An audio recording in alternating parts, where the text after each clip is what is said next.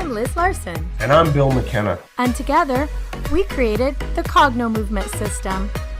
And we'd like to welcome you to the New Life Perspectives radio show, where we're going to be sharing with you tools, tips, and ideas that are going to change your life.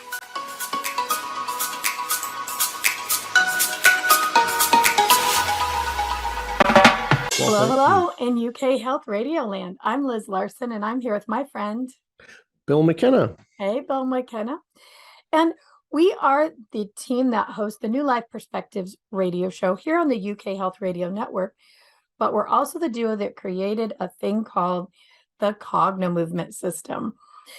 And today, we want to share some really fun stories from the Cognomovement world that have to do with pregnancy and birth. Yeah, you wouldn't think it, but there's amazing stuff that has happened around giving birth, not only for fathers, but mothers as well. Imagine having the birth of your dreams. Like, imagine what would it be like to give birth in just an hour, just the way you had wanted it. You know, it's crazy stuff that Liz Larson has helped people with, and it just defies logic, but there's very good scientific reasons for it all. So, Liz, why don't you share a couple of stories about what's happened for people that you helped with the Cognomovement process and how their births went? So this is such an interesting topic because there's so many moving parts about birth, right? I mean, so many. So I'll share one story, and then let's talk a little bit about why this happened and what are some of the things that make a need for it to happen. So today, literally, I just heard from a doctor. We share a client, and a woman had come to me, maybe 2 months ago now. She was really close to birth. And the reason her doctor had sent her to me is because she had a lot of fear and anxiety. The birth she had prior, her first child, was really, really dramatic and traumatic. Baby's fine. Everybody, please don't worry. But she ended up in the hospital, nearly losing her life. Her child almost lost its life. It was really scary. There were some things that were mistakes that were made in the hospital, some things that were unforeseeable. But in this birth, she was really, really struggling. And the evidence was showing up in her body. Physical therapy she was having trouble getting her body to move. And she was doing a really, really good job with food, really great support from a birthing center, really, really good support from a pelvic floor expert who helps with births. But the fear was really getting in the way. Well, she'd heard that not only could I help people clear the fear out of the body, but I could help them what we call map in the birth that you want. So literally choose how you want your birth to go. And we'll talk about this later. So I got that call today, a voicemail that said the baby had been born and that the mom said, and in quotes, the baby freaking shot out of me in 30 minutes. Now, if you've ever known anything about a birth or been at a birth, 30 minutes is really, really fast. Not everybody wants that, but this mom kind of did. She wanted the whole thing to happen relatively quickly. But you have to back up of that too. You have to know, where does the birth process start? Is it a week before? Is it a day before? Is it 10 hours before? There's a lot to consider. So she had her baby quickly, safely, without fear, without a lot of pain, without all the worry that she had with the first one. She went in with her body, not just her mind, but her body knowing that it knew how to give birth safely and easily. Well, her mind just went right along with that. Her mind knew too, this is going to be easy this time. My body is already programmed to do it. And that's the way it worked out. So I'll share some more stories later on in the episode. But let's talk about why there would be a need for this, Bill.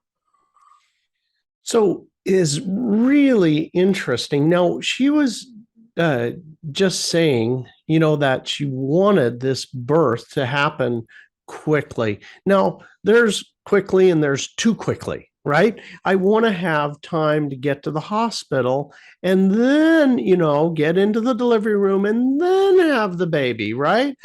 But what Liz had done was she was able to program the body mind complex, this automatic reactions that we have. She was able to actually program that. This is a very simple method utilizing Cognomovement to get that to happen. Now, Liz, not everybody wants that, right? A quick birth. You've run into other situations that are not that way. And what's necessary is to really begin to program the subconscious. So, to understand this, the fundamental of how this is done is programming the subconscious through the physical.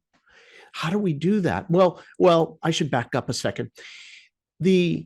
Turns out what the subconscious does is it exploits our physical body to create reactions and create feelings. Now, when we know how to program this, so those reactions are the reactions you want, life goes your way.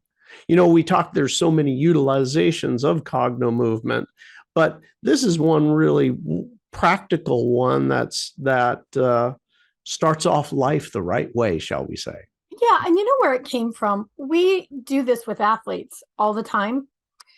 We have athletes who, are at a very high level, who need to be able to get up to speed faster. So they need their body to do something now that might take 6 months to program in.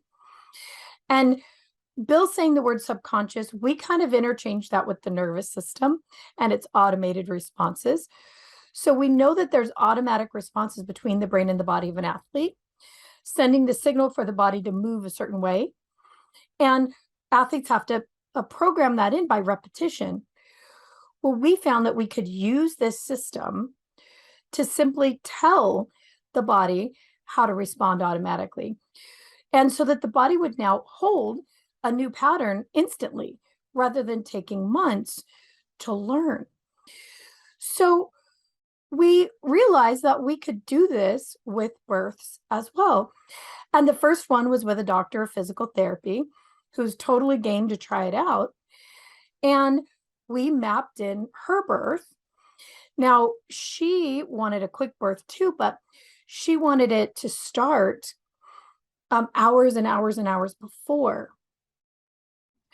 So I won't get too gruesome with the details, but she wanted a certain kind of pressure and her water to break so that she knew the baby was coming. And then she knew she needed a specific amount of time to get her husband and her other little kids situated, get them to the birthing center, get set up at the birthing center, and then for the baby to come.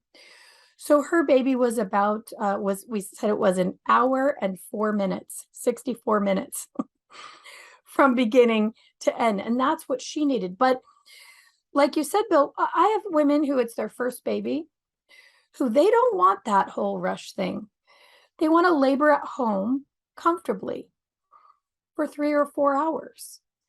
They want time to get their things together without a rush. They want to plan in how quickly their contractions speed up. They want to plan in their response to their contractions. So like one woman wanted to relax with every contraction deeper and deeper. So we showed her nervous system how to do that. And that's what Cognomovement does. It's very, very physical. This is not a logical mind thing. We literally showed her nervous system, the response between her brain and her body, how to relax with a contraction. And then we do what's called mapping it in. We just seal that in to the pattern. So we've had women who want these longer times. And then when they get to the hospital, a certain series of things to happen. But we're not having women labor for 3 days, even 12 hours. We're having women who labor in a short period of time that's comfortable for them, show their body how to relax, and deliver the baby.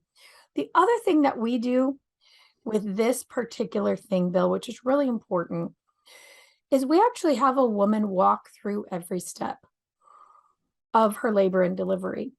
Most women have never done that. Nobody's ever even thought of it. We ask the question, how do you want to know that your labor is beginning? And most women are like, what do you mean?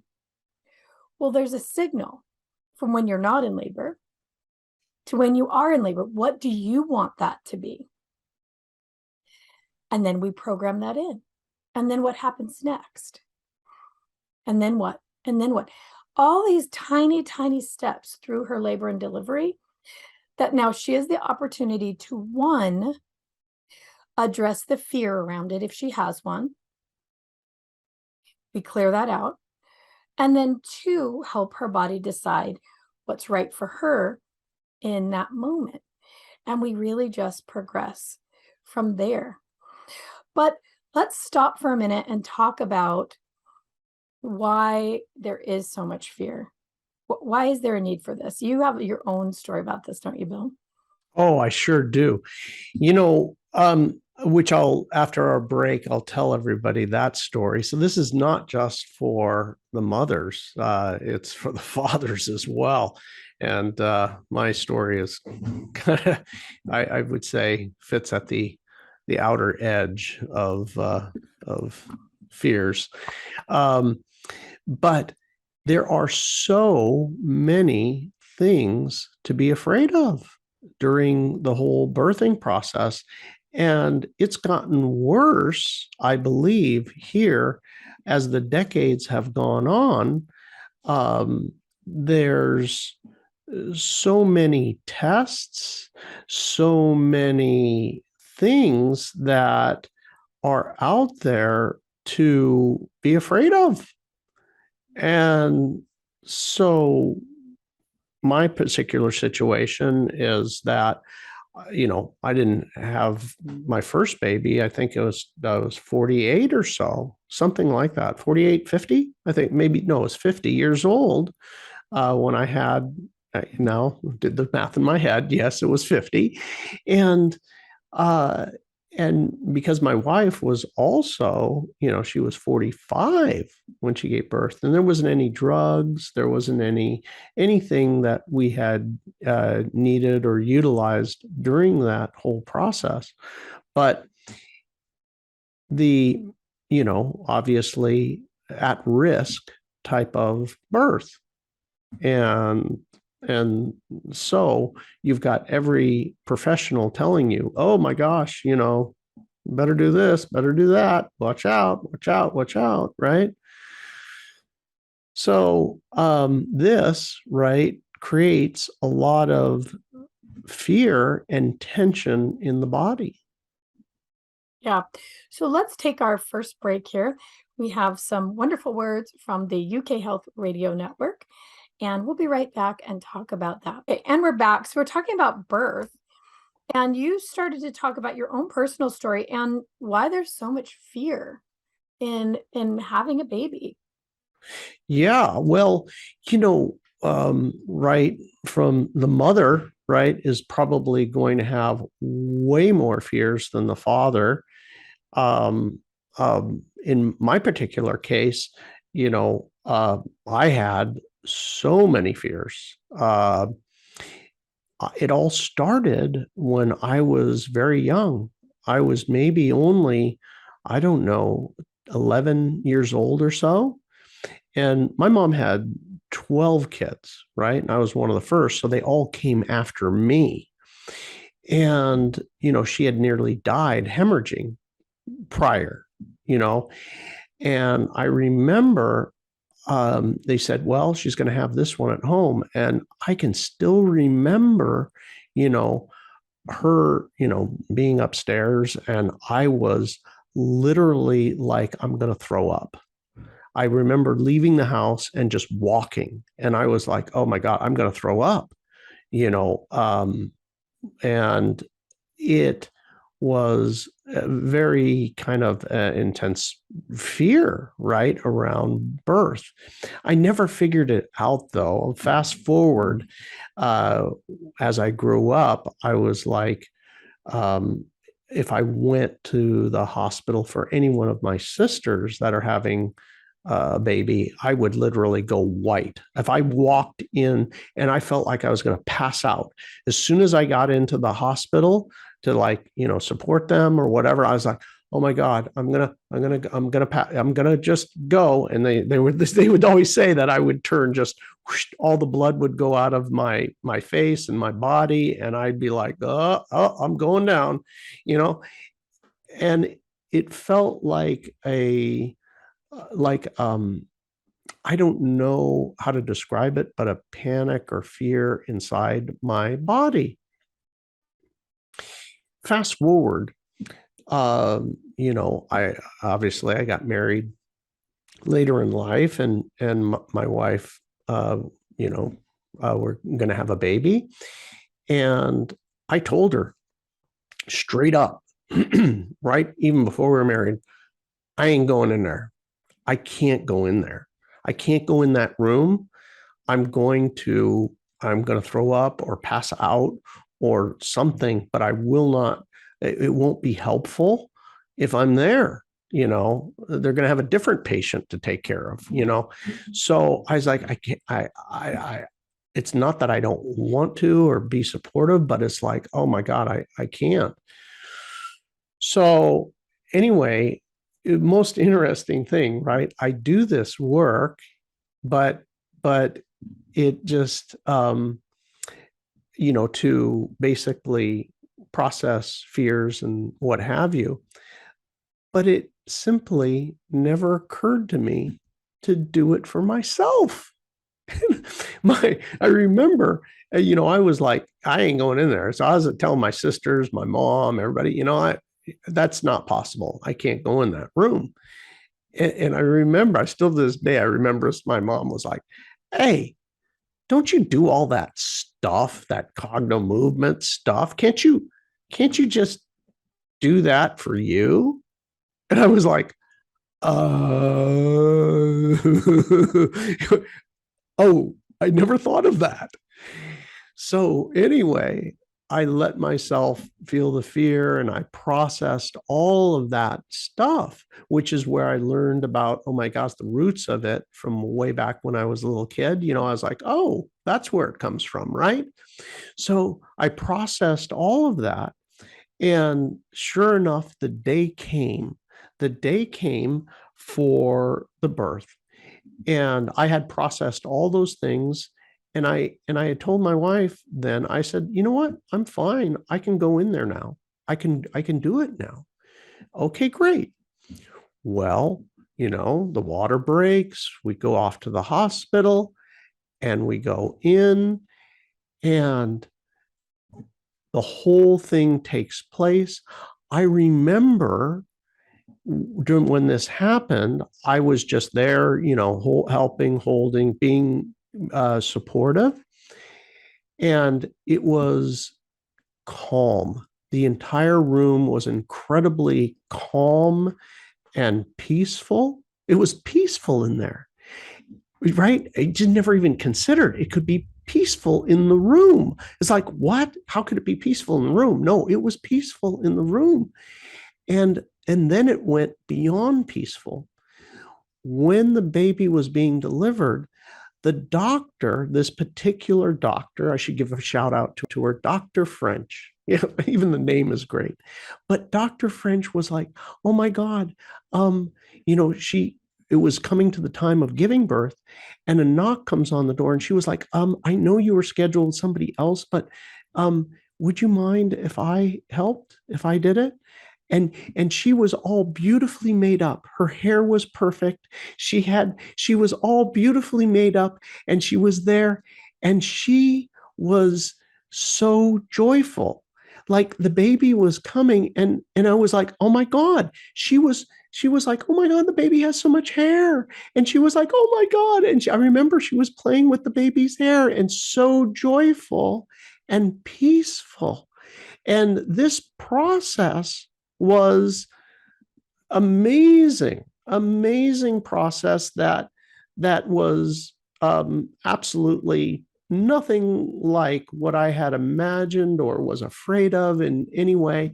And I remember, obviously, we come home, the baby is perfect. Here's a picture of it right there for everybody to see. For the people that can see, it's right there. The baby was absolutely perfect and healthy and all those things. And it wasn't until months later, I guess somebody was talking about it, how was Bill during the whole process? And my wife says, it was kind of a little bit like strange and unexpected. She said it was as if we were having lunch. Just, it was just, pass the salt. Yes. Okay, great. And everything's good, So anyway, I tell that story just because, for fathers, right? Or maybe it's your sister, or maybe, whoever it is, you want to be there and be supportive and not adding to the chaos or whatever, right? Yeah, absolutely. And it brings to mind, the question of what else is possible.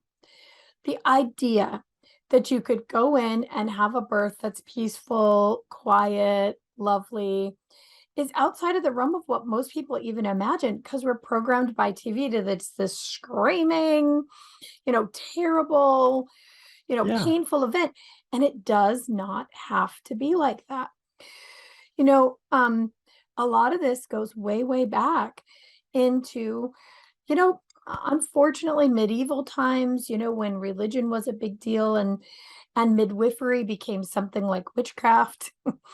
Women who knew how to deliver a baby, we somehow lost our natural understanding of birth. And there would be priests in the room who didn't know what to do, and it was considered so vile at one point that not even a priest could be in the room. Women had to give birth on their own.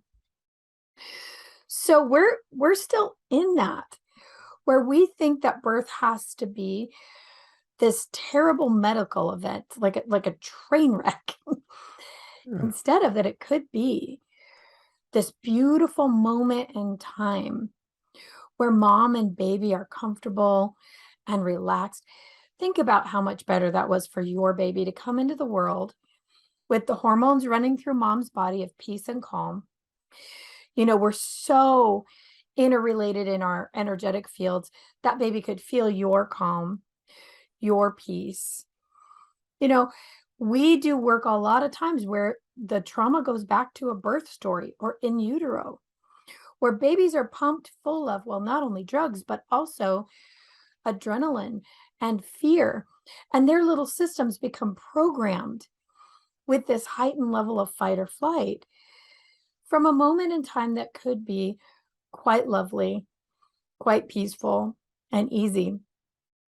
I had my son, when he was born, it wasn't quite that lovely, but I'd learned a method called hypnobirthing, where they taught a guided meditation of how to relax on purpose each part of your body and how to do this deep breathing method.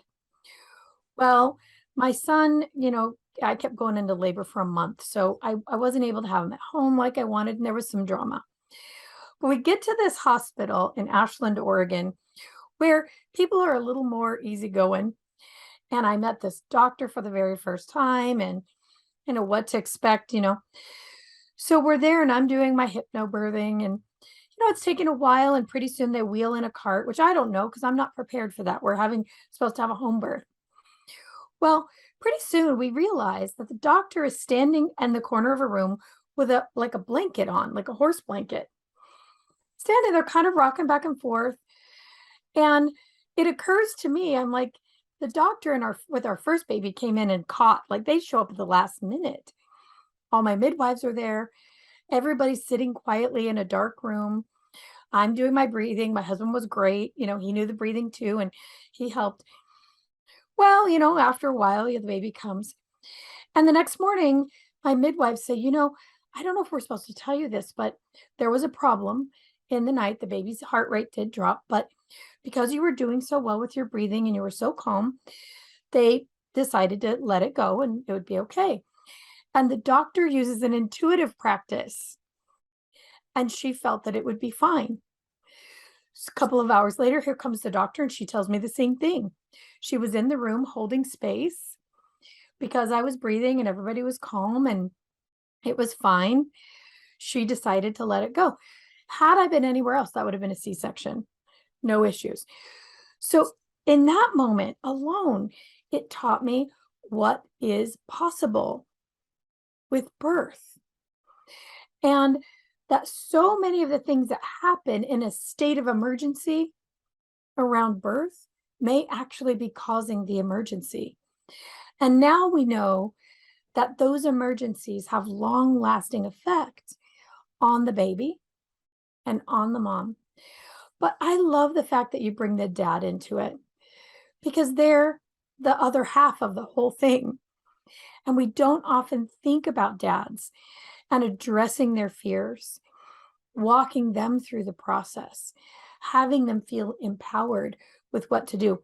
I've worked with many dads pre-birth on just this. But what it turns out is they and the mom, their fears are not only about the birth. Their fears are about what happens next. For men, they walk into the situation helpless.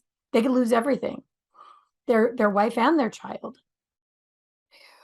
But then there could be a loss of independence after. Or maybe it's very expensive. Or maybe the man loses his freedom. So there are things after the birth that it serves us to talk to the nervous system about, to talk to the subconscious about, because these are not logical mind things. They're things that run in the background, things we've been told, the horror stories. Go ahead. That is so true. The fears, right, are completely irrational, but they are, most of all, they are reactions. I never chose to feel that way. I simply did. So this is that subconscious, right? The subconscious exploiting my physical body, creating a feeling, right? And with that feeling, that creates a boundary of what I can do or what I can't do. So this is kind of really 101 Cognomovement, right? You learn that you no longer have to suffer your automatic reactions. No. You can literally change the automatic reaction to one that is going to be resourceful versus unresourceful. Very unresourceful for me to be afraid like that. Yeah. And very, very resourceful for me to be absent it, right? Yeah. Probably changed everything in that moment and allowed for your daughter to come into the world peaceful. She's a peaceful, calm little thing, She, you Even know at what? 10 That is years true. old. Yeah. She did not, and not every person is damaged by that birth trauma, but some people are, and she was saved to even have to consider that it wasn't a part of her, it's not a part of her neurology. It's not a part of her body's story. She got to come in easy and peaceful. Let's take a quick break and let's foray into some other areas of birth that most people don't even think about that could be causing trouble. So let's hear from the UK Health Radio. UK Health, take it away. And we're back. We're talking about how with something like Cognomovement, where you can change the way the body's automated responses, its automated reactions happen during a birth, you can change everything about that birth. I've worked with a lot of moms and the dads as well around things that most people don't consider. And it's things like the extended family. So many extended family want to be in the room with a mom. Oh my A gosh. mother-in-law, right? The mother or the father, the mom's, the birth mother's mother. Sometimes it's the birth mother's stepmother. And there are politics and people vying for who gets to be in the room. You know, best friends, aunties. My friend was a nurse, a CNA at a birth center. And she said there are certain cultures where everyone comes in the room. There might be 20 people in the room. Aunts, uncles, cousins, friends, everybody shows up.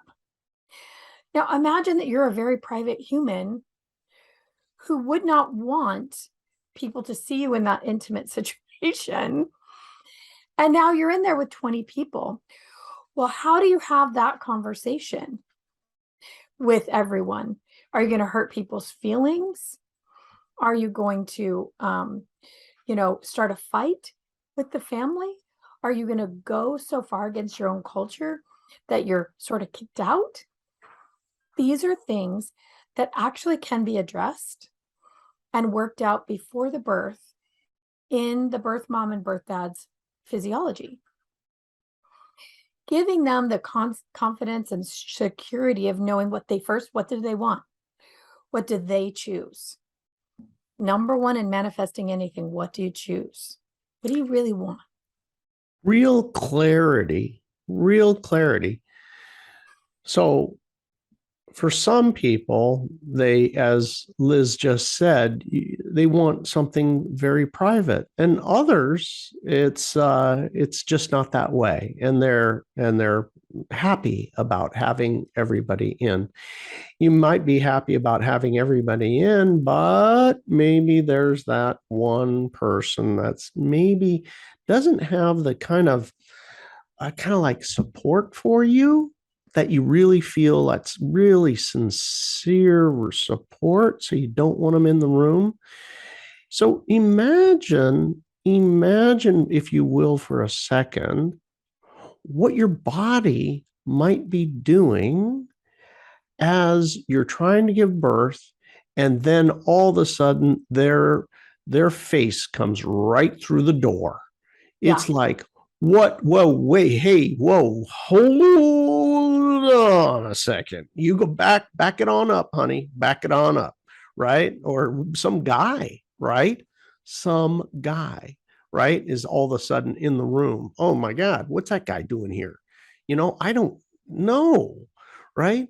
So your body, you're in this kind of process, and then, oh my God, now I've got this distraction and my body's reacting, it just adds to it. So that clarity ahead of time to be able to flush out that automatic response of, I'm going to get kicked out of my family if I actually say, listen, this is a private event and this is how it's going to be. And being clear with those nurses or attendants, that they say, listen, this is what's going to happen. You're guarding the gate, or maybe you're telling your husband, you know what, husband, you are going to keep your mom out of here. That's how this is going to go for you, right?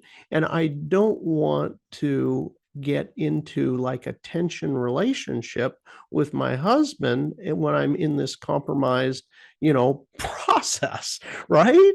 Is like, so there are all these dynamics that you're talking about. And when you're released it, right, you've completely released that automatic response of, oh, heck, this is going to be a long-term problem for me if I say something. When that fear is gone and you can just matter of fact, like, is a matter of fact is, I'm having the burger with cheese today. That's Yeah. what we're having. I'm having a burger with cheese. It's not like there's any emotion with it. It's just you're going to put cheese on the burger today? Yep, there we go. And Right? that is what happens, because these relationships, when you're talking about birth, it's all heightened, everything's heightened. So let's say it's, your mom that maybe you don't want in the room. Your mom really wants to be there and her feelings are going to be hurt. You're not dealing with your mom just about this issue. You're dealing with your mom all the way back to birth. So in a Cognomovement birthing session, we actually address it and have the conversation while changing the way the body feels about it. It's automated responses, changing it all the way back to the initiation of that first tension or concern or whatever it is. And Bill, you're 100% right. What happens is next, well, there's this quantum relationship effect. So Oh, lots of times the mom will get a call from from her mother, like, hey, I'm thinking maybe what I could do this time is maybe I could provide support for your husband. Maybe I could be the runner outside the room, you know? And maybe I could be the first one that gets to come in after, so strategy starts to appear really easily. Or maybe you get to the point where you realize, hey, this is a really important moment in my life. And I'm just saying to my family, here's what my husband and I have chosen. It's not up for, conversation. It's what we want. We're not hurting anyone's feelings here. It's just, this is how we choose to do it. And it's fine. It's okay. So having that ability, that strength, that courage, one, to choose, know what you want, have walked it through, and then to be able to talk it out with the family. One strategy a family came up with was like, ding, ding, ding, the light bulb went off. When we go into labor, we just don't call anyone until it's over. Oh, good idea. Okay. Hey, family, sorry it happened really fast. Baby's here. You can come in and visit. So there are things like that you would have never thought of when your body's in fight or flight. that's the big thing. I think the point of this is that you certainly could say all these things, and you could say, you know what, you're not coming in, nobody's Yeah, coming no. in, but what's going to happen is, if you still have this automatic reaction where you have tension, like, oh no, I'm saying this, but I have that kind of that resistance, there's like a fight, right? There's this, they're going to be mad at me in some way. So when you have that, your body will express it. And what we're talking about here is being absent that, right? And when you're absent that, what Liz alluded to a moment ago was this quantum effect. When that literally leaves your body, other people around you begin to get different ideas. They do. Where I mean, and this is really bizarre, right? This is bizarro land to say this, but we've seen it now, literally weekly basis. We see this. The other people get different ideas. Like, you know what? Maybe this time I'm not going to be in. Maybe I'm going to be the runner this time. I'm going to get. Everybody needs food, water. Blankets. Whatever. To keep things going in the right direction. Yeah, absolutely. It all becomes much, much easier and much, much clearer. And this is an easy thing, you guys. Think about someone in your life right now that gives you a little tension. Could be, your Aunt Gracie. You love her, but man, she can be annoying. She bosses you around. I had one, my Aunt Carm. She was a wonderful, wonderful human, lived to be 101 years old, but dang, she was a bossy Italian. I remember going through the store one time with her insisting that I wore a size that I didn't wear. This is how she was. So she can be kind of grating. And when I or any of us would think about having her in certain situations, our bodies would have a certain feeling about it. If you think about the person in your life that, it kind of creates a little irritation or maybe a little concern or fear, notice how your body starts to feel. There's some tension somewhere. Could be in the gut is a real common place. Throat's a real common place. Strangely, arms and hands are real commonplace. Like you'll start to feel the tightness in your shoulders, and in your biceps. For some people, it's neck. Other people, top of the head, maybe a burning sensation. So notice how you feel physically when that person comes to mind. And you realize that your body literally becomes in resistance to them, even just a little bit. The tension, the aggravation, whatever it is, you feel your body starting to resist and starting to tense up. Well, this is what happens to families when they go into birth. And one of these people shows up. The body does exactly the opposite of what it needs to do to have these quick and easy births. The body needs to be able to fully relax and fully open, which it knows how to do. But it won't do that with these programs running of tension, fear, of all kinds of things, all these sorts of things we just talked about. So take a big deep breath in and then consciously release those muscles, whatever had tensed. Take a big deep breath in and consciously release. If it was your chest or your neck, kind of let it drop on the out breath. And you can see that it is possible to turn off the response. Now, the work that Cognomovement does with birthing and really everything else, sports included, is we teach the body how to hold on to that relaxed state. When this happens, the body does that. So instead of the automated tension, the body automated relaxes. Think about how resourceful this is, not just in birth, but in everyday life. If you're having a baby or thinking about it, what Bill and I've talked about today are many things for you to start thinking about. You can think about them in advance. What do you really want? What do you want for your birth? What would it look like in depth? What do you need to know? What would you like to know?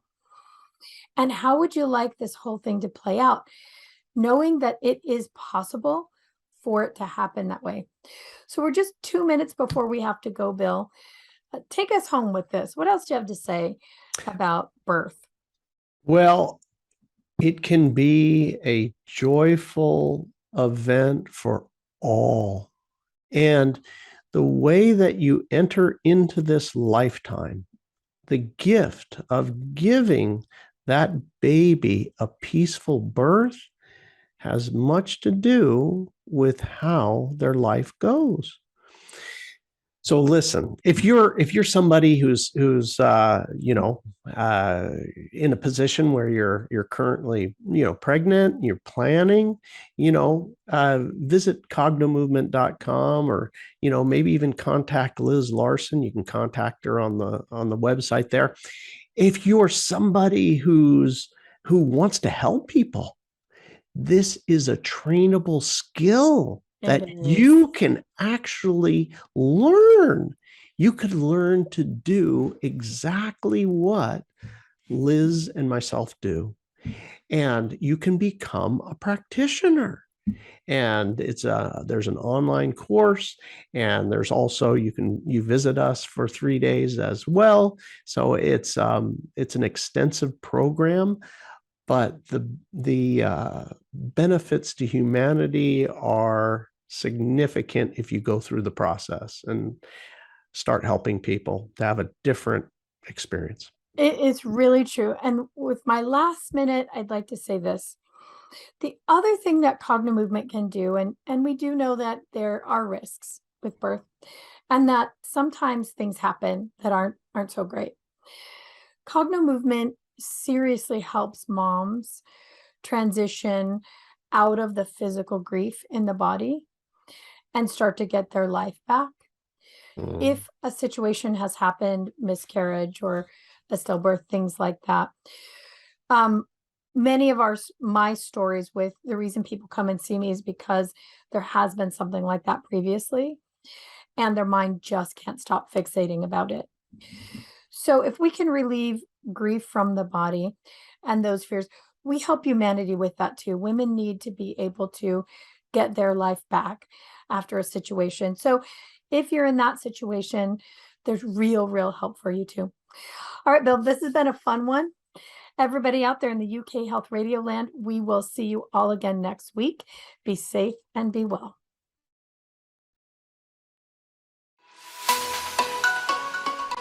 Thanks for being here with us on the New Life Perspective radio show. For more information or to find out more about the work that Bill and I do, please visit us at cognomovement.com or email us at info@cognomovement.com. See you again soon.